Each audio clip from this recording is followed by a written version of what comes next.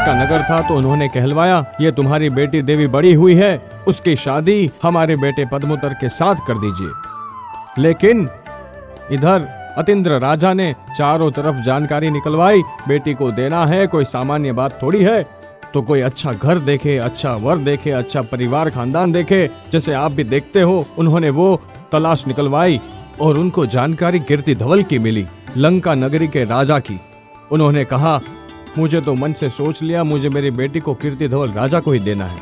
उन्होंने अपनी देवी राजकुमारी की शादी कीर्ति धवल से कर दी। देखिए रामायण की शुरुआत कैसे हुई, कहां से सब ये अपने में कहावत है ना कि जड़ जमीन और जोरू त्रणे कजिया ना छोरू।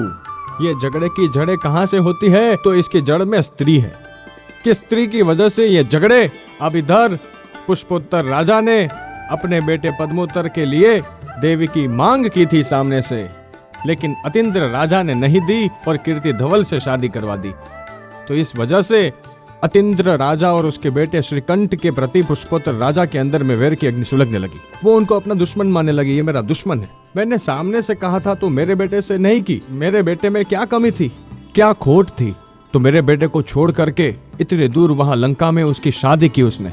इस वजह से उसके अंदर में उसके प्रति वैराग्नि प्रकटी। अब क्या होता है, अतीन्द्र राजा का जो बेटा था श्रीकंठ, वो सुवर्णांचल की ओर तीर्थ की यात्रा के लिए गया था। ये वैटाद्य पर्वत के सब विद्याधर राजा हुए। विद्याधर राजा का मतलब इनके पास विद्या शक्ति होती थी और विद्या शक्ति के बल पर ये आकाश में उड़ सकते थे, आकाश के मार्ग में जा सकते थे। उस वक्त कोई विमान नहीं थे, फ्लाइट वगैरह नहीं चलती थी, लेकिन विद्या शक्ति से ये अपने विमान बना लेते और उन विमानों को उड़ा लेते या खुद भी उड़ करके जा सकते थे। तो अतीन्द्र राजा का राजकुमार श्रीकंठ सुवर्णांचल पर्वत से यात्रा करके जब लौट रहा था, रत्नपुर नगर के उद्यान में रुका और वहां उन्होंने इस पुरुषोत्तर राजा की बेटी पद्मा को देखा। पद्मा वहां अपनी सहेलियों के साथ टहल रही थी। वो वहां उतरा और इन दोनों ने एक दूसरे को देखा। इन दोनों की आंख मिली और आंखों में ही बात बढ़ी। इन दोनों की आंखें मिली वहां पर। वो कहते हैं ना, 4 मिलने फिर 64 खिले और विकसे 7 करोड़। 4 आंखें दोनों की, 2-2 आंखें मिल गई और 64 खिले। दोनों ने स्माइल दी, 32 दांत दोनों के, दोनों ने स्माइल दी। और फिर विकसे 7 करोड़। फिर क्या हुआ, 3.5 करोड़ रोम रुमाटे दोनों के बीच में एकदम रोमांचित हो गए। दोनों को एक दूसरे का अट्रैक्शन हुआ। श्रीकंठ को लगा कि मेरी लाइफ पार्टनर तो यही बन सकती है पद्मा, और पद्मा को भी लगा कि जीवन में किसी को चुनना है तो इससे बढ़िया तो मुझे कोई नहीं लगता। यदि ये राजकुमार ही मुझे पति के रूप में मिल जाए, ये राजकुमार कोई भी हो, मुझे बड़ा अच्छा लग रहा है। बस उसकी भावना वह समझ गया और उसने विद्याधर तो था ही, विद्या शक्ति से उसका अपहरण किया, किडनैप किया, उसको उठाया, उसको और ले गया अपने साथ। जैसा ही उन सखियों के बीच में से उस पद्मा का अपहरण किया उसने कि इधर होबाला मच गया, कोलाहल शुरू हो गया।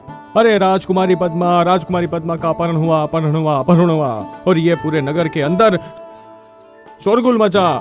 राजा पुरुषोत्तर उसी वक्त दौड़े चला कि मेरी बेटी का अपहरण किसने किया। लोगों ने बताया कि वो श्रीकंठ ले गया। तो श्रीकंठ उसके पिता अतीन्द्र राजा को वैसे ही दुश्मन मान रहा था, और दुश्मन का बेटा मेरी बेटी को ले गया। वो आग बबूले हो जाते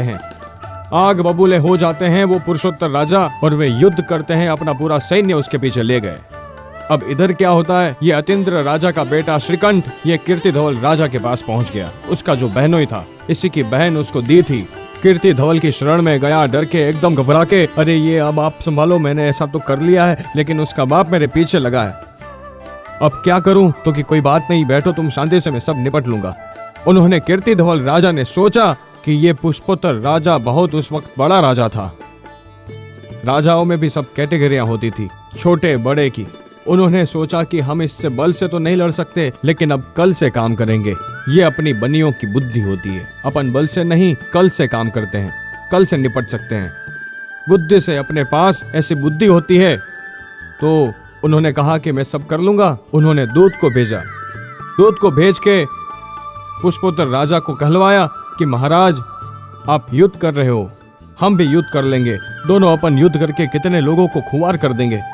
लेकिन आप इस बात को समझो कि श्रीकंठ ने जानबूझ करके अपनी बेटी का अपहरण नहीं किया है। आपकी बेटी ने भी उसके प्रति अपना प्रेम प्रदर्शित किया है। अपनी आज की भाषा में कहे तो स्माइल देकर स्वयं उस राजकुमार को प्रपोज किया है। ये दोनों एक दूसरे को चाहते हैं और आपकी लड़की को आपको किसी को देना तो है। श्रीकंठ भी कोई अयोग्य नहीं है, कम योग्यता नहीं है, वो भी एक राजा का राजकुमार है। क्यों ना आप समझ करके आपकी बेटी की शादी आप प्रसन्नता से उसके साथ कर दें और आपस में अच्छा मैत्री का भाव बढ़ावें। इस प्रकार से बहुत तरकीब से उन्होंने बहुत अच्छे शब्दों में एक पत्र लिखकर दूत भेजा।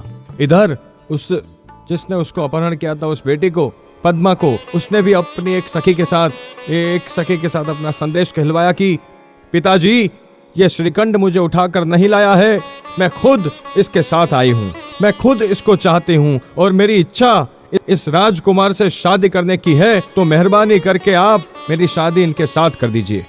अब जब उस कीर्तिधवल राजा का संदेश आया, अपनी बेटी का भी संदेश आ गया, तो इसका गुस्सा शांत होता है, इस पुष्पोत्तर राजा का। और इसने खूब धूमधाम से अपनी बेटी की शादी श्रीकंठ के साथ करवा दी। अब श्रीकंठ राजा की वजह से पुष्पोत्तर राजा और अतीन्द्र राजा के बीच में मैत्रीपूर्ण संबंध बंधा। ये हुआ। अब इसके बाद राजा पुष्पोत्तर तो अपने नगर चले गए। राजा पुष्पोत्तर गए। इधर बहन देवी पद्मा के यहाँ राजकुमारी के साथ थोड़े दिन तक श्रीकंठ रहता है, लेकिन फिर ये अपनी नगरी में जाने को तैयार होता है। मेघपुर नगर में जाने को तैयार होता है लंका नगरी से। कीर्तिधवल लंका के राजा थे। बहन और जीजाजी से अनुमति लेते हैं कि अब मैं मेरे मेघपुर नगर में जाऊं। तो ये मेघपुर और रत्नपुर नगर आसपास थे और इनके कई शत्रु थे। तो कीर्तिधवल राजा ने कहा कि तुम उधर मत जाओ, क्योंकि तुम्हारी बहन यहाँ है और तुम दोनों भाई बहनों का भी इतना प्रेम है, और तुम वहां जाओगे और तुम्हारे आसपास में बहुत शत्रु भी हो चुके हैं। तुम्हारी जान को वहां जोखम है, तुम्हारी सुरक्षा वहां नहीं है, और अपने बीच में इतने अच्छे संबंध है, तुम ही मेरे आसपास में रहो। बहन ने भी बहुत आग्रह किया कि भैया आप यहीं रहो। तो श्रीकंठ वो भी सोचता है कि चलो कोई बात नहीं।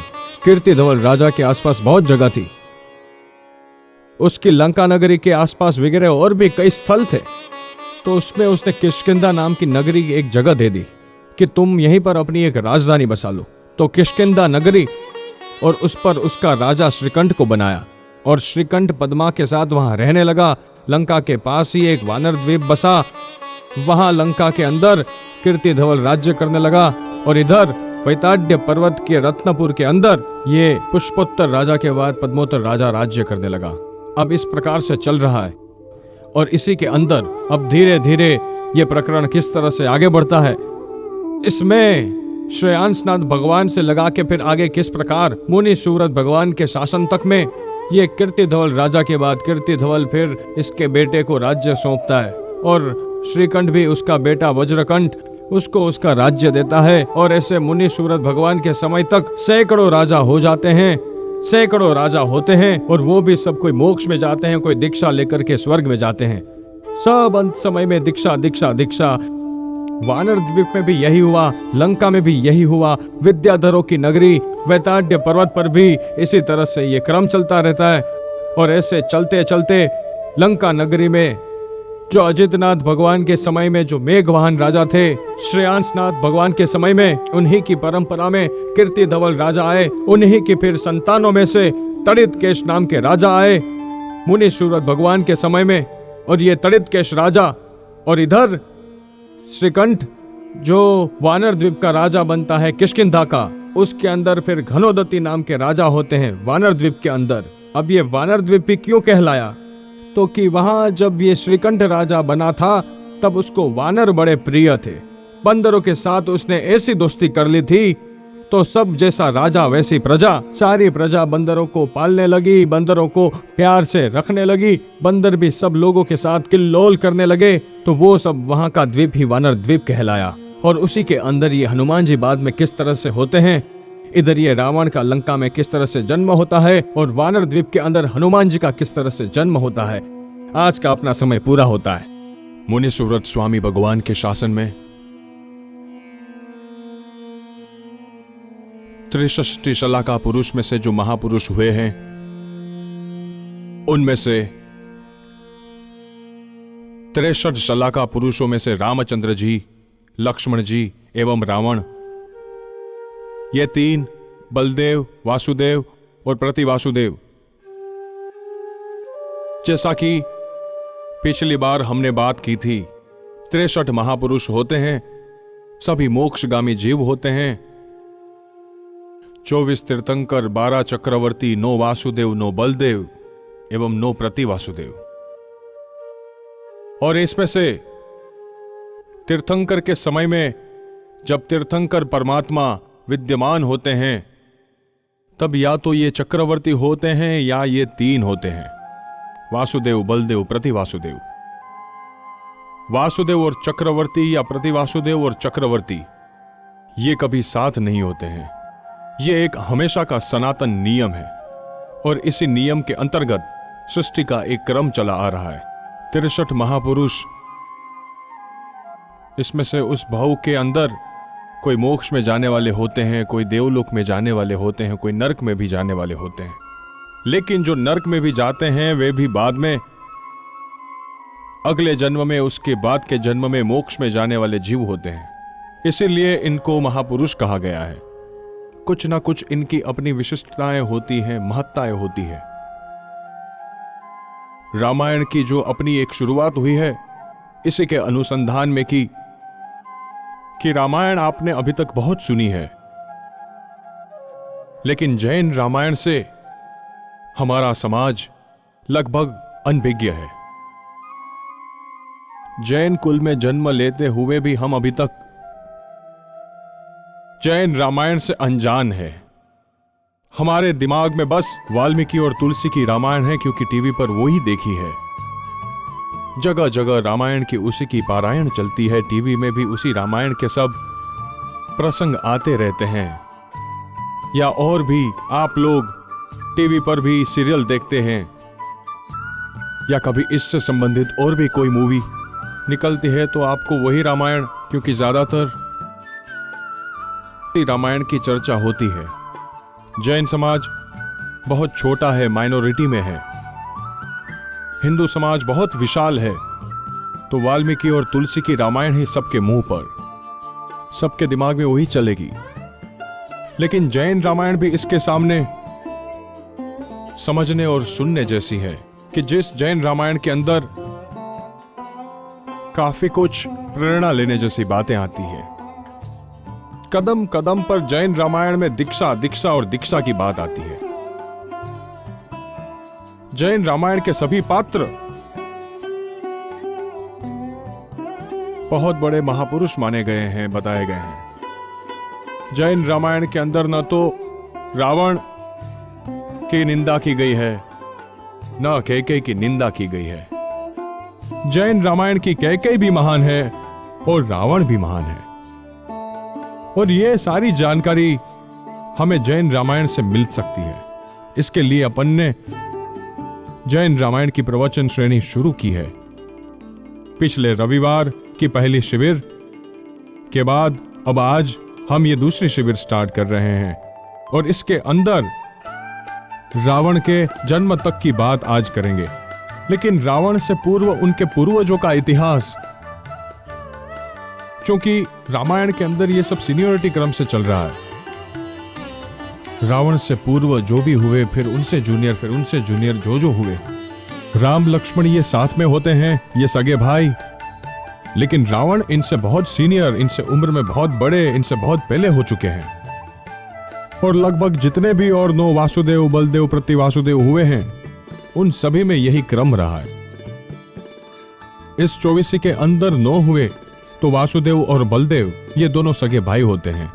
दोनों की माताएं अलग होती हैं, पिता एक होते हैं। लेकिन प्रतिवासुदेव ये अलग देश के अंदर राजा होते हैं।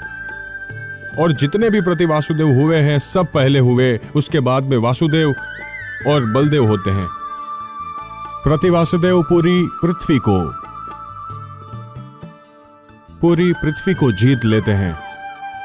अतुल बल के धनी होते हैं, पूरी पृथ्वी को जो जीत लेते हैं, और फिर बाद में वासुदेव बड़े होकर के प्रतिवासुदेव को जीत लेते हैं। बस यही एक रामायण के अंदर की रोचकता है कि हमेशा प्रतिवासुदेव सब राजाओं को जीत करके सब राजाओं को अपने अधीन करता है, यानी कि वो मेहनत करके हैं और उसका लाभ वासुदेव को मिलता है। अब ऐसा क्यों होता है? क्योंकि यह क्रम है, यह हमेशा होता ही रहा है, उनका अपना पुण्य होता है। दुनिया के अंदर एक नियम है बस, माइट इज राइट, जिसकी लाठी उसकी भैंस। जो बलवान है बस राज वही कर रहा है।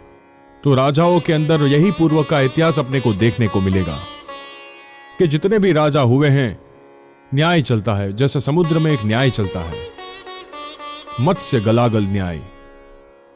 मत्स्य गलागल न्याय यानी कि समुद्र के अंदर जो छोटी मछली होती है उसको उससे बड़ी मछली खा जाती है, लेकिन वो जो बड़ी मछली होती है उसका तो कि उसको उससे बड़ी मछली खा जाती है, तो कि उससे बड़ी मछली उसको खा जाती है। इस तरह से चलते चलते चलते जो मगरमच्छ होता है वो उस बड़े को खा जाता है। उनका शिकारी वही है। जल के अंदर, पानी के अंदर उन जीवों का भोजन क्या, आहार क्या, मछलियां ही मछलियों को खा जाती है। उनको तो कुछ खाने को नहीं मिलता। इधर तो आप कभी भी कोई झील में, सरोवर में आप चने के दाने, सिंह के दाने ले जाओ और मछलियों को कोई जीवदया प्रेमी खिला भी देते हैं, जैसे कोई कबूतर को जुआ डालता है। कोई लेक वगैरह में बोट में बैठकर घूमने जाते हैं और यहाँ भी चौपाटी वगैरह पर जाते हैं तो बोट में बैठकर भी जाते हैं कि चलो मछलियों को हम कुछ देंगे, लेकिन उससे क्या होता है? थोड़े से लोग किनारे किनारे पर जाएंगे, पर समुद्र तो कितना विशाल है, हजारों किलोमीटर तक फैला हुआ है। समुद्र के अंदर लाखों नहीं, करोड़ों नहीं, अरबों नहीं, असंख्य उसके अंदर मछलियां हैं। अब उनको कौन दाना पानी देगा? तो वो उनका कहां से पेट भरेंगे? वो यही करते हैं कि छोटी मछली को बड़ी मछली खाती है, बड़ी को उससे बड़ी खाती है और उसको उससे बड़ी मछली खाती है। ये सब चलता रहता है। तो इसको एक न्याय की भाषा में मत्स्य गलागल न्याय कहा गया है। और इसी तरह से मत्स्य गलागल न्याय की तरह राजाओं में भी मनुष्य गलागल न्याय चल रहा है। और राजाओं में ही नहीं, ये सभी जगह चल रहा है दुनिया में। हमेशा बलवान व्यक्ति अपने से निर्बल व्यक्ति के ऊपर ही अपने बल का उपयोग करता है, लेकिन राजाओं में यह विशेष रूप से देखा गया है। और यह जैन रामायण के अंदर अपन देखेंगे, सुनेंगे कि जितने भी ये सब राजा हुए हैं वहां ये है। इसलिए राजेश्वरी, नरकेश्वरी, अपने को यह नियम पता है, राजेश्वरी, नरकेश्वरी, क्योंकि ये सब लोग सत्ता के नशे में अंध होकर मोहांध हो जाते हैं, मोहांध और लोभांध हो जाते हैं। शबाब, शराब और कबाब इन पर हावी हो जाते हैं। जहां भी इंसान के पास पैसा आता है, पद आता है, सत्ता आती है, शोहरत आती है, कि फिर वो गर्भिष्ठ बनता है। फिर उसको यह लगता है कि मेरी इस शोहरत का मैं दुनिया के अंदर प्रदर्शन करूं। उसको एक नशा चढ़ जाता है, तो बस फिर किसी को वो कुछ समझता ही नहीं। और यह भी एक सनातन नियम है कि गर्व कभी किसी का रहता नहीं है। रावण का भी अभिमान नहीं रहा है, रावण का भी यही सीखना है। रामायण पूरी यही बताती है कि कभी अहंकार मत करो। अहंकार कभी किसी का नहीं रहा, न दुर्योधन का रहा, न रावण का रहा। लेकिन राजाओं में यही देखने को मिलता है। सब अहम के सिंहासन पर आरूढ़ हो गए हैं और फिर उनके पतन की शुरुआत होती है। 4 दिन पहले जिस सुपरस्टार राजेश खन्ना की मौत हुई, उसका भी जीवन यही बता रहा है। उसका भी एक समय था जब पूरी दुनिया उसके पीछे पागल थी, विशेष रूप से स्त्री वर्ग। एक रोमांटिक हीरो के रूप में उसकी छाप हुई। जब उसने शादी की थी तब कितनी लड़कियों ने, आपने भी सुना होगा 40 साल पहले, कि तब कितनी लड़कियों ने सल्फास की गोलियां खा ली। ठीक है, एक समय था, लेकिन फिर क्या हुआ? उसकी फिल्में बहुत हिट होने लगी, लेकिन उसका क्या हुआ? उसको नाम मिला, दाम मिला, शोहरत मिली, सब कुछ मिला, और उसको अहम आया, नशा चढ़ा। वो किसी को कुछ नहीं समझने लगा। फिर उसके पतन की शुरुआत हुई। बस यही बात जैन रामायण बताती है। इन राजाओं के इतिहास से हम लोगों को यही सीखना है कि शोहरत की बुलंदी भी एक पल भर का तमाशा है। जिस डाल पर बैठे हो वो टूट भी सकती है। घमंड कभी किसी का रहा नहीं, और जब रहा ही नहीं है तो तुम करो ही मत। और इसीलिए नौकार की आराधना में कहा गया है कि नमो, नौकार में नमो ही पहले, कि नम्र बन जाओ। नमे ते सौने गमे, गुजराती का एक प्रख्यात सूत्र। अहंकार के सामने वाला दूसरा शब्द है नमो। अहंकारी व्यक्ति ही संसार के अंदर भटकता है, और नम्र व्यक्ति ही इस संसार से ऊपर आत्मविकास का मार्ग पकड़ता है, संसार से मुक्त होता है।